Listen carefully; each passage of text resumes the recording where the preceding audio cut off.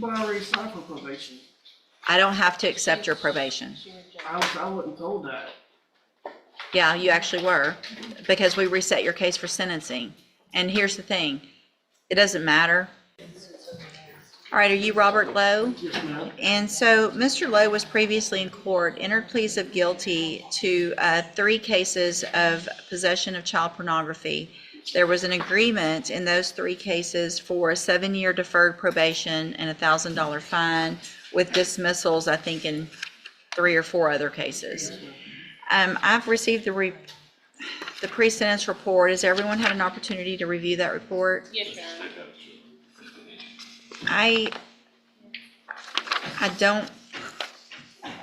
I feel like this is different from some of these types of cases, because Mr. Lowe was actually involved in creating with his own family member victim, who was very young, 5 years old. So this wasn't I downloaded something and didn't realize what I was downloading. This is very different. This is a family member that was victimized because of this. Don't talk right now, okay? And so for those reasons, I do not feel comfortable accepting deferred probations in these cases. So I'm going to reject those plea offers. I don't know, honestly, I haven't thought more about what I would be amenable to other than potentially just letting a jury decide. I'll reset it one time, you guys negotiate, see where you are on it, and if you come up with something, you can contact me. Otherwise, we'll get rejections and get his cases set for trial and let a jury decide one way or the other, okay? I'm just not comfortable with this at all. You can go back with the bailiff. But I already signed for probation. I don't have to accept your probation. I wasn't told that. Yeah, you actually were, because we reset your case for sentencing. And here's the thing, it doesn't matter if you were or not. I'm not accepting the plea agreements, okay? There's nothing you can do at this point other than Ms. Holmes will be out there to visit with you about any other options. And if you don't like those options, or if I don't like those options, then ultimately that's what a jury is for.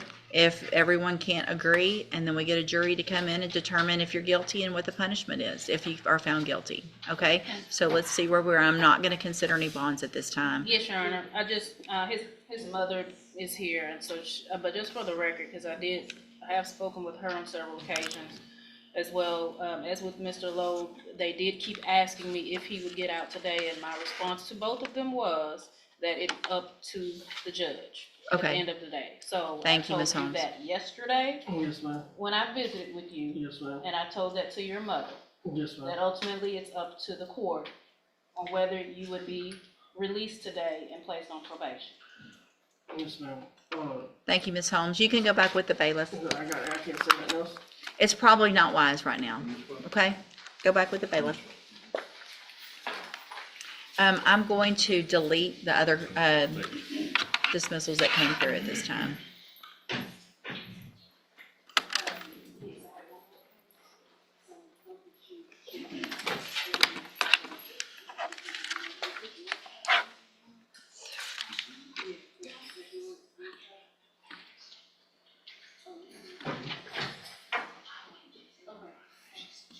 All right, Ms. Holmes, on John Dre Willis. Yes. There's no paperwork on this, right?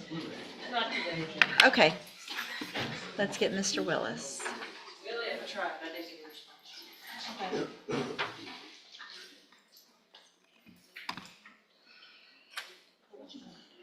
I'll make you felony information.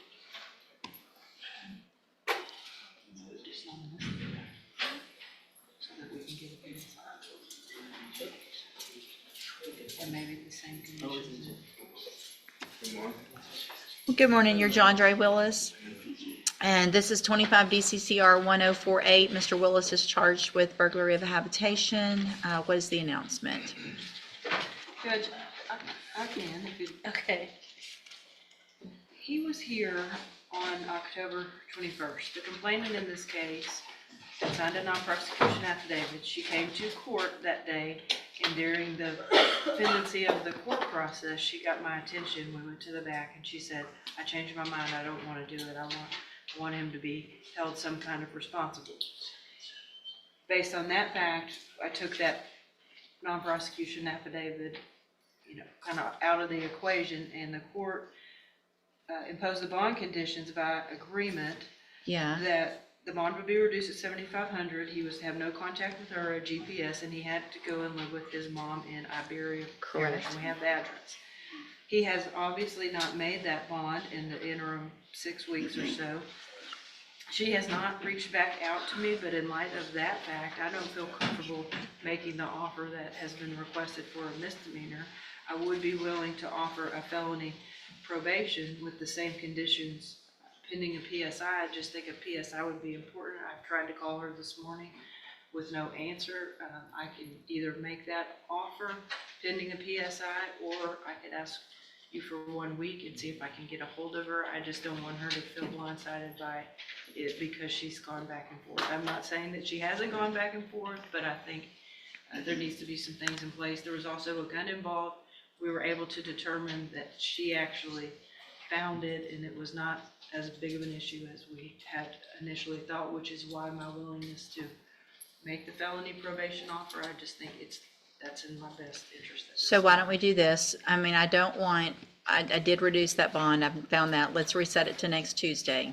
See if you can get in touch with her, if that changes anything with regard to any agreements, and if it doesn't, then I would potentially reconsider that bond number to something that he was able to make with those same conditions. I think that would be proper for everyone's safety, but we could make the same conditions with the lower bond. So let's reset it to next Tuesday, and